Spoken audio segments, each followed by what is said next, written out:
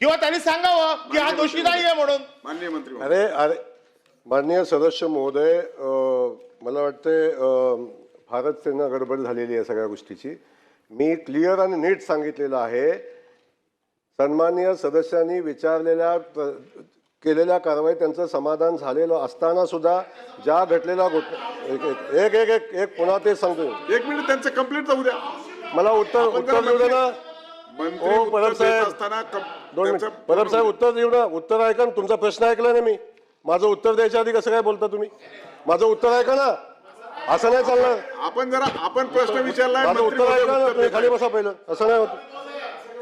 हो तसंच आहे. माझं उत्तर ऐकायला पाहिजे ना. मला वाटतं मग ऐका ना.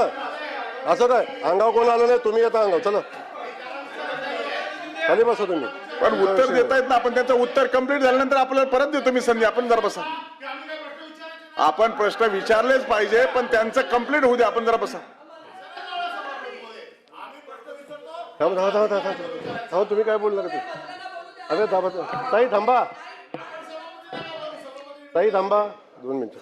कंप्लीट होऊ द्या. माझं सभापती महोदय, माझं क्लिअर म्हणणं आहे, जेव्हा एखादा सदस्य प्रश्न विचारतो त्याचा प्रश्न जेव्हा मंत्र्यांनी ऐकून घेतलेला आहे तेव्हा मंत्र्याचं उत्तर पण ऐकून घेतलं पाहिजे ना. बरोबर. उत्तर द्यायच्या अगोदर पुन्हा प्रतिप्रश्न विचारायचा आणि कारवाई झाली पाहिजे, बडतर्फी झाली पाहिजे. हे कसं होतं?